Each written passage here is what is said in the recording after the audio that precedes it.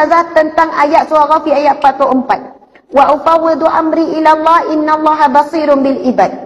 Saya ulang-ulang ayat tersebut. Sebelum itu ada orang kata ulang istighfar 1000 kali. Saya istighfar ustazah. Saya tak mampu nak cerita tentang kehebatan ayat ini. Ayat firman Allah semua hebat belaka. Tetapi pengalaman saya sendiri dan pengalaman orang yang datang bercerita kepada saya. Pak cik, mak cik, orang yang begitu, orang begini. Kalau saya pergi ceramah, ramai yang datang cerita satu persatu. Ustazah, masalah yang saya tanggung 3 tahun, 3 bulan, bertahun-tahun.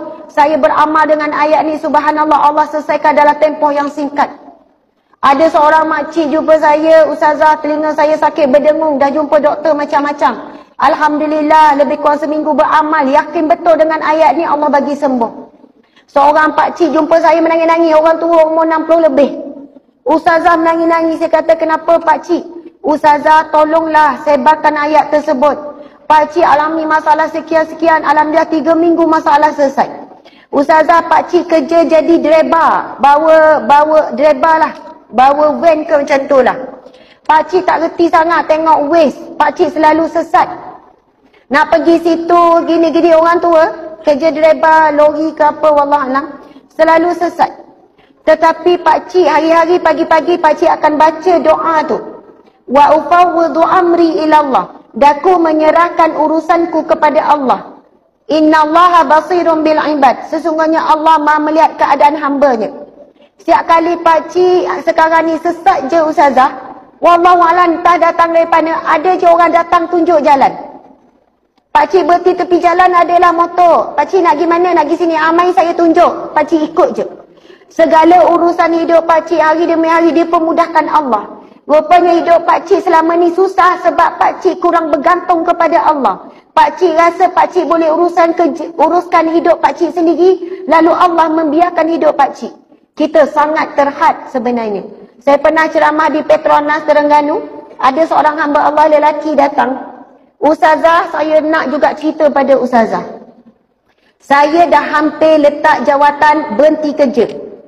Sebab apa? Saya ada penyakit tekanan mental, iaitu anxiety, depression. Saya nak tinggalkan keluarga saya, anak isteri saya semua saya nak tinggalkan. Saya tak boleh jumpa manusia, saya tak boleh jumpa orang, saya hilang keyakinan diri, ketakutan yang melampau. Saya rasa saya nak menyendiri. Saya dah pergi jumpa pakar sakit jiwa. Saya jumpa ustaz itu, ustaz ni. Saya makan ubat untuk tekanan mental dan sebagainya. Walaupun orang kata anxiety ataupun depression bukan tidak terlibat tentang iman. Ini hari ni orang kata tak terlibat dengan keimanan. Ia adalah semata-mata penyakit jiwa. Perasa atau tidak, pernyataan ini cuba memisahkan. Pisahkan daripada roh ataupun rohani. Masya Allah. Yang cik ni cakap, ustazah, alhamdulillah. Saya hari tu Allah izinkan dengar ceramah ustazah tentang ayat surah Ghafir ayat 44. Wa ufawwidu amri ila Allah innallaha basirun bil ibad. Saya ulang-ulang ayat tersebut. Sebelum itu ada orang kata ulang istighfar 1000 kali. Saya istighfar ustazah. Saya selawat dan sebagainya. Tapi kenapa tak beri kesan, baru saya faham. Sebab saya selawat, saya istighfar tanpa saya yakin betul-betul kepada Allah Subhanahu Wa Taala. Tapi bila saya ulang-ulang ayat tu dan ustazah pesan supaya baca dengan maksud dan baca bukan jumlah yang banyak, yang penting serah bulat-bulat kepada Allah. Bila saya baca wa ufawwidu amri ilallah, daku menyerahkan urusanku, kesakitanku, masalahku kepada Allah. Innallaha basirun bil ibad. Sesungguhnya Allah Maha melihat keadaan hamba-Nya. Bila saya ulang-ulang ustazah, masuk ke dalam hati saya. Doktor pakar sakit jiwa, dia cuba rawat saya tapi dia tak tahu bagaimana sakitnya saya. Saya terangkan, dia memang faham tetapi dia tak boleh rasa apa saya rasa. Isteri saya menangis tengok saya sakit, tetapi isteri saya tak faham bagaimana saya sakit. Tak tahu nak cerita bagaimana perasaan saya. Tapi bila saya sebut innallaha basirun bil ibad, sesungguhnya Allah Maha melihat keadaan hamba-Nya, ketika itu saya boleh rasakan Allah sangat memahami saya. Tuan-tuan, puan-puan sekalian, sakit, sedih, sempit yang kita rasa dalam hati kita, Allah exactly boleh rasa, boleh tahu, boleh faham apa yang kita rasa. Sebab rasa itu sendiri juga adalah makhluk Allah Subhanahu Wa Taala yang Allah berikan sifat rasa itu dalam diri kita.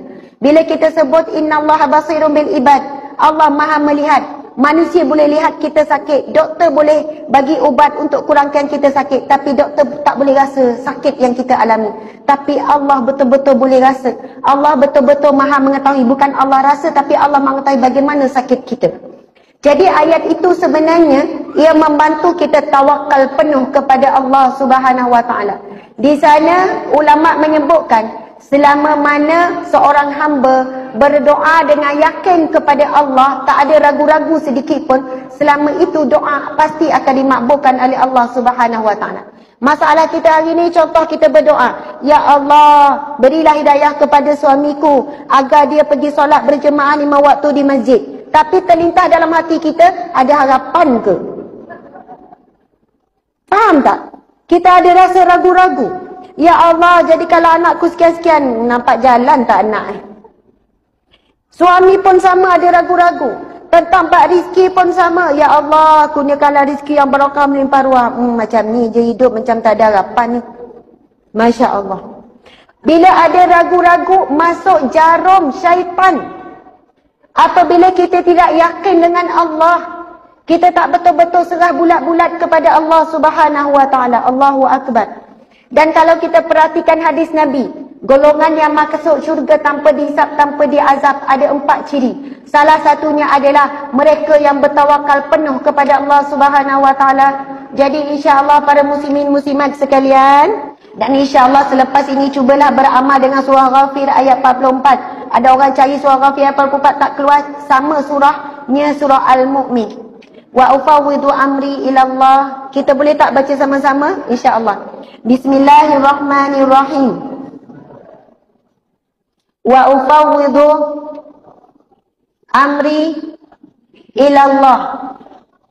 Innallaha basirun bil ibad.